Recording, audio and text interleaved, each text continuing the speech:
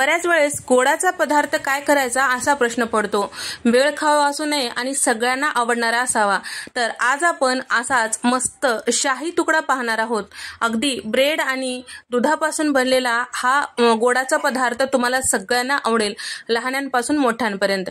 आणि पहिल्यांदा जरी तुम्ही हे पदार्थ गोडाचा करत असाल तरी सुद्धा तुमचे बिघडणार नाही, अगदी कोणीही करू शकेल असा गोड पदार्थ आहे।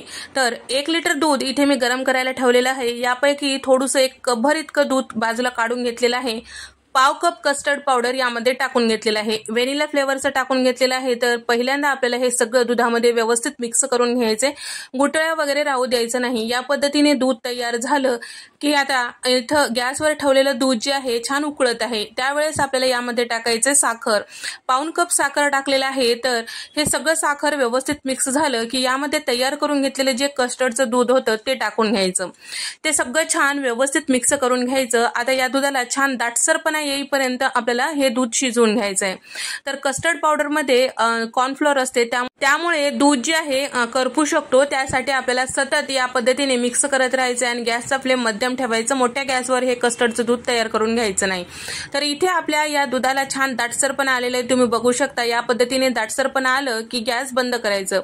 आता हे दूध आपल्याला थंड करायला बाजूला ठेवायचं आहे। शाही तुकडा करण्यासाठी आणखीन एक महत्त्वाचा पदार्थ तो म्हणजे ब्रेड। तर याला ब्रेड कस्टर्ड सुद्धा तुम्ही म्हणू शकता। तर या ठिकाणी आता ब्रेडचे जे काठ आहेत ते कट करून घ्यायचे। ते ऑलरेडी भाजलेलं असते, परत आपण तुपामध्ये भाजलं की ते काठ जे आहेत करपू शकतात, त्यासाठी काढून टाकायचं आहे आणि याचे 2-2 तुकडे करून घ्यायचे, जेणेकरून आपल्याला छान असं तळता येईल। तर मी तूप आधीच गरम करायला ठेवलेलं आहे, मध्यम गॅस ठेवलेला आहे। आता आपल्याला हे ब्रेडचे 2 तुकडे करून घ्यायचे।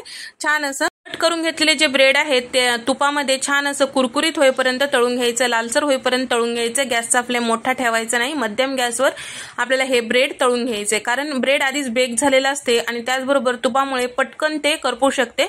अलटपलट करून या पद्धतीने आपल्याला हलकासा रंग चेंज होईपर्यंत तळून घ्यायचं आहे।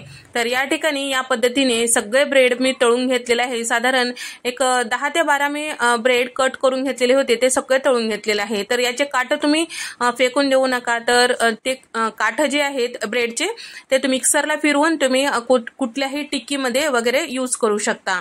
तर या ठिकाणी याच पद्धतीने सगळे ब्रेडचे मी कट करून घेतलेले तुकडे या पद्धतीने तळून घेतलेला आहे। आता ताटामध्ये काढून घेऊया। छान कुरकुरीत असं तयार होतो, असं जरी खाल्लं तरी खूप मस्त टेस्ट लागते। तर इथे कस्टर्ड असा थंड झालेला आहे, मिक्सरला छान असं फिरवून घ्यायचं। तर इथे आपलं हे क्रीमी मस्त दूध तयार झालेलं आहे। आता तयार करून घेऊया शाही तुकडा किंवा कस्टर्ड ब्रेड। त्यासाठी इथे मी चौकोनी बाउल घेतलेला आहे, त्यामध्ये तळून घेतलेले जे ब्रेडचे पीसेस होते ते ठेवून घ्यायचं। आवडीप्रमाणे तुम्ही हे ठेवून घेऊ शकता। त्यानंतर आपल्याला हे कस्टर्ड दुधाचं लेयर एकदा पूर्ण व्यवस्थित टाकून घ्यायचं। चौकोन या पद्धतीने टाकून घेतलं की ब्रेड पूर्ण झापल्या गेलं पाहिजे किंवा त्यावरून कव्हर झालं पाहिजे। तर त्याचबरोबर इथे यावरून टाकण्यासाठी मी काही ड्रायफ्रूट घेतलेले आहे। तर काजू, बदाम, मगजबी आणि पंपकिन सीड, चेरी, किशमिश घेतलेला आहे। तुमच्या आवडीनुसार यामध्ये तुम्ही आणखीन ऍड करू शकता किंवा यामधले कमी करू शकता, फक्त भरभरून हे ड्रायफ्रूट असायला पाहिजे। त्यानंतर 1 लेयर त्या काजू, बदाम या ड्रायफ्रूटचा केल्यानंतर परत आपल्याला त्याच पद्धतीने तळून घेतलेले जे ब्रेडचे तुकडे होते किंवा पीसेस होते ते यावर लावून घ्यायचं। परत याच पद्धतीने आपल्याला ड्रायफ्रूटचा लेयर करून आणखीन कस्टर्डचं दूध टाकून घ्यायचं आहे, किंवा तुम्ही एखाद्या ताटामध्ये किंवा प्लेटमध्ये सुद्धा सर्व करू शकता। तर या पद्धतीने तुम्हाला आयत्या वेळी सुद्धा करता येईल। या पद्धतीचा हा गोडाचा पदार्थ आहे, साधा सोपा आहे। फक्त यामध्ये ड्रायफ्रूटचा जेवढा लेयर येईल तेवढा मस्त चवीला लागतो। तर त्याचबरोबर इथे मी गरम दुधामध्ये काही केशरच्या काड्या भिजत ठेवलेलं होतं, ते वरतून टाकून घेतलेलं आहे, म्हणजे याला छान रंग येतो आणि दिसायलाही मस्त दिसते। तर या पद्धतीने तयार करून घेतलेलं हे कस्टर्ड मी फ्रीजमध्ये साधारण 1 तासभरासाठी ठेवून दिलेलं होतं। तर तुम्ही बघू शकता मस्त असं आपलं हे कस्टर्ड तयार झालेलं आहे। या पद्धतीने एकदा नक्की करून पहा। साधा आणि सोपा प्रकार आहे, पण खायला अगदी मस्त लागतो आणि बिघडायचं काही काम नाही। तर व्हिडिओ आवडल्यास व्हिडिओ लाईक करा, शेअर करा आणि सबस्क्राईब करायला विसरू नका। नंतरच्या रेसिपीमध्ये भेट देऊया, तोपर्यंत नमस्कार।